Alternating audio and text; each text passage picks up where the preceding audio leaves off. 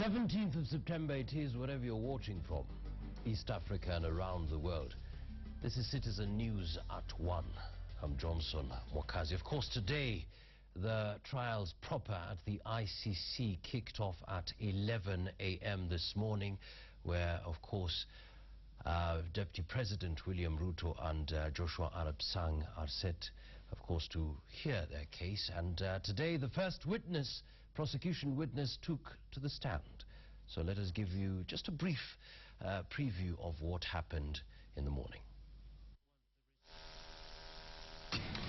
Thank you, Ronald. Madam Witness, you just told the court that Kiamba village was approximately, I believe you said, 7 miles from Eldoret. Is that correct? Is it 7 or... Kufikia pahali tunashukia kutoka kwa gari. That is up to the stop, up to the bus stop, or when we alight from the vehicle. 7 miles. Thank you. And can you tell the court what is the predominant ethnicity of Kiamba village?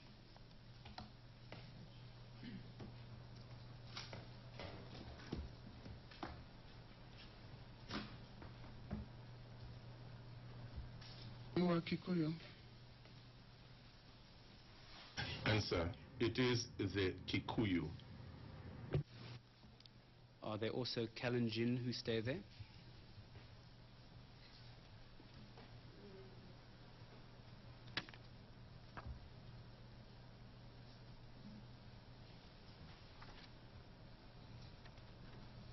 Ndio. Answer: yes. There are some Kikuyu. Kalenjin, rather. Yes. Well, of course, we'll be giving you a live coverage of that particular proceeding later on, so you need to keep it Citizen Television. Don't go anywhere. But in the meantime, let's focus on other stories. President Uhuru Kenyatta has instructed, of course, the National Treasury to publish a regulation clarifying the Value Added Tax Act 2013, which he says was intended to cushion the poor, but has been taken advantage by unscrupulous dealers who are currently overcharging basic commodities exempted from the tax. Prices of commodities like milk, flour and bread, which have been zero rated, have all gone up by between 5 shillings to 20 shillings. But as Parliamentary convenes this afternoon, the matter is expected to dominate debate, with coalition planning to table a motion to amend the Act. Meanwhile, the Budget and Finance Committees in both Senate and Parliament, that is the National Assembly, are scheduled to convene to advise leaders of majority on the way forward. I have now instructed the National Treasury and the Kenya Revenue Authority to clarify the law. We are sensitive to the vulnerable in our country. Basic commodities like milk, flour and bread are exempt from VAT. And I want to repeat that again. Basic commodities like milk, flour and bread are exempt from VAT. Clarity will ensure we avoid the specter of the unscrupulous taking advantage of ordinary citizens and overcharging for goods.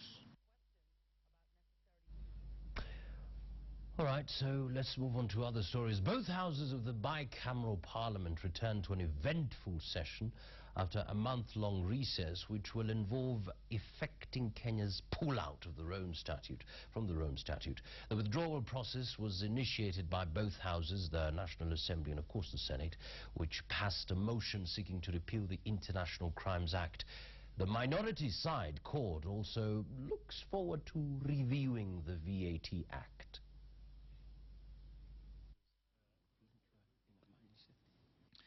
2:30 this afternoon, both the Senate and the National Assembly will open doors to receive back legislators who've been on a one-month recess as the bicameral parliament commences the second session of its sittings.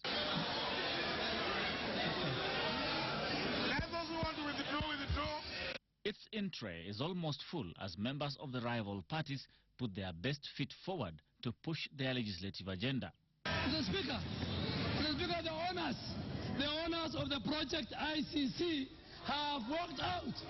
Members of the Jubilee coalition who successfully pushed through a motion seeking to pull Kenya out of the Rome Statute will be keen to see the culmination of the process. The technical team of the Jubilee has been busy drafting a bill whose concept will be repealing the International Crimes Act, which domesticates the Rome Statute in the Kenyan Supreme Law. Yes, you are thieves. That is why the country is failing. You are thieves. That is why the country is failing. But even as Jubilee works on the process, their code rivals have vowed to fight the move. The minority side is expected to oppose every motion aimed at withdrawing from ICC. The code side will also be sponsoring a motion seeking to review the VAT Act, a law that they have blamed for the rising prices of essential commodities. It is not expressly known whether the Jubilee side will support the motion, but the skyrocketing food prices appears to be everyone's concern. In this session, the Code Coalition might also want to actualize their push for a referendum seeking to increase the minimum amount of revenue going to the counties to 40% from the current 15%. On this, the Jubilee members have taken a contrary position, vowing to oppose the referendum. Both houses also have various legislations waiting to be passed, including amendment bills. Key among them would be the one seeking to redefine the job description of members of parliament to remove them from the list of civil servants. The bill comes to the floor of the House this afternoon in its first reading. Ken Dagor, Obadia Citizen at 1. On to a sad story here. A somber mood prevailed at the home of one of the lawyers representing Musikari Kombo in the petition against Bungoma Senator Moses Wetangula after he was shot dead last night. Lawyer Peter Wanyama Wanyonyi is said to have been killed at around 2 a.m. as he returned home from a meeting in Bungoma town. Sadness engulfed the home of Wanyama Wanyonyi in Bungoma County after he was shot dead in the dead of night. Wanyonyi, who is an advocate of the High Court, was representing former local government minister Musikari Kombo in an election petition against Bungoma Senator Moses Wetangula. Not too long ago, many people in this county died, and nobody has ever really zeroed in to tell us why so many of those people were slashed and killed. We want those who are investigating to get to the bottom of this matter so that the people of Bungoma County are told exactly what has happened. Police said Wanyonyi was shot at close range in the chest by gunmen who escaped without stealing anything from him. Marehemu alikuwa anaendesha gari lake akija kwake nyumbani. Alipofika hapa mlangoni mwake, alishuka akawacha gari ikiendelea kuguruma akifungua mlango. If there were no more thugs, that is what they should have come for. They should have come for his money. They should have come for the valuables that he had on him, but they only came for his life. And we must ask ourselves why. Police sources further indicated that the advocate had called his wife, saying he was on his way home before he was ambushed at his gate.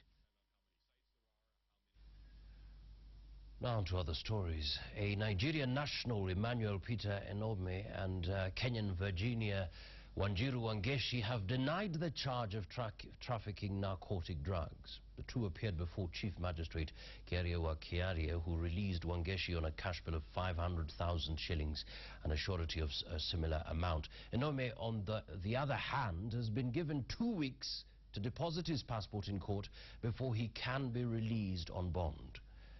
He also faces a charge of being in the country illegally. Country unlawfully. I just wanted to be informed.